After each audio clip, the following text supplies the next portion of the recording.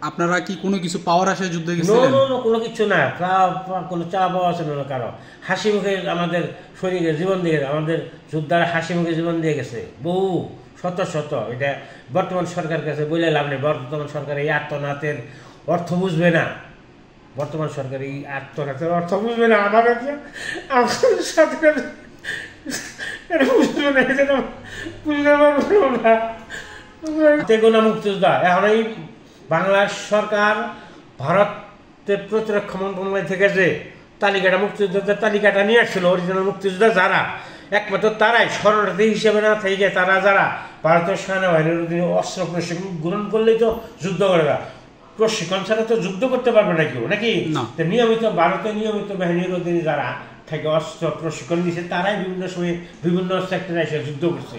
কিন্তু দেখা যাইতেছে তখন ওই সংখ্যা, ওই ভারতীয় প্রতিরক্ষা মন্ত্রণালয় থেকে যে তালিকা সংগ্রহ করে নিয়েছিল অষ্টআশিতে, সেই সংখ্যা সর্বোচ্চ বিভিন্ন বাহিনী এবং বেসামরিক মিলে, বেসামরিক ছাত্র জনতা, বেসামরিক মুক্তিযোদ্ধা নিয়ে এবং বিভিন্ন বাহিনী মিলে 69,833 জন।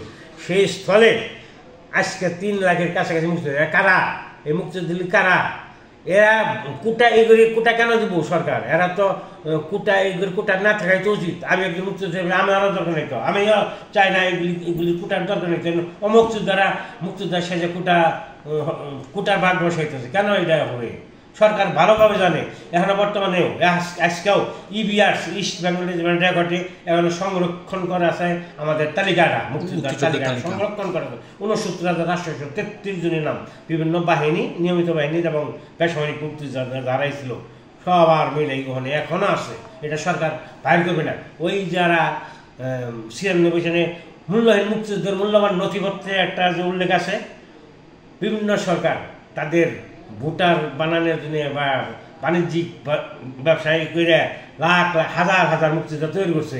এটা তাদের সরকারের যেগুলি তৈরি করছে ওদের লোকেরই তৈরি করছে, ওদেরই মুক্তিযোদ্ধা বানাইছে, ওদের জন্য এই কোটাটা।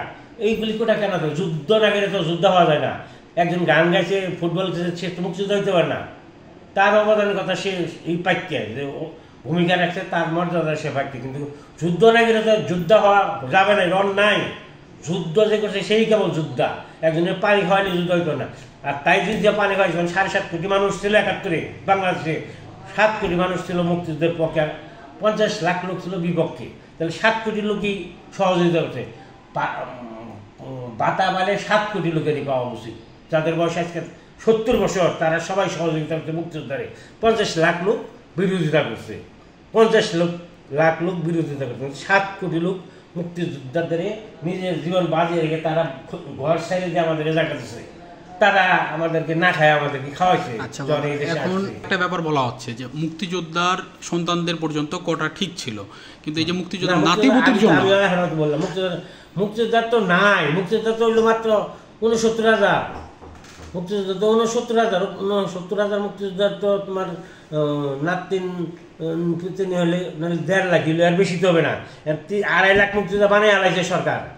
2.5 লাখ লোক মুক্তিযোদ্ধার নাতিন পিতিন তো বোগা এক ঘরে 4-5 নাতি হলে 2.5 লাখের জায়গায় 7-8 লাখ কোটা পাবো। তাহলে মেধারা এত কষ্ট করে তার মা বাবার লেখাপড়া, তার মেধার মূল্য থাকবে না। খালি ওই রাজাকার বলবো না, ভুয়া অমুক্তিযোদ্ধাদের